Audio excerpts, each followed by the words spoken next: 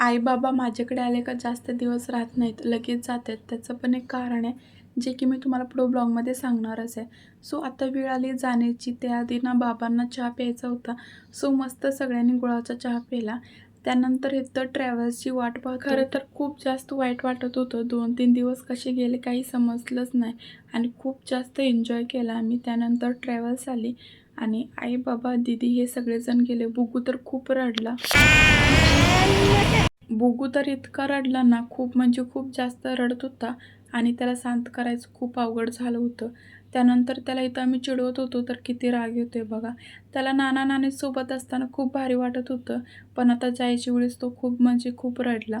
त्यानंतर थोड्या वेळाने मम्मीचा व्हिडिओ कॉल आला, तरीसुद्धा तो रडतच होता आणि मग शेवटी रडून-रडून झोपला. माझ्या बाबांचं कसं असतं, बाहेर कोणाच्या घरी गेल्यावरती त्यांना जास्त दिवस राहू वाटत नाही आणि गावी शेती असल्यामुळे जास्त दिवस राहत नाहीत.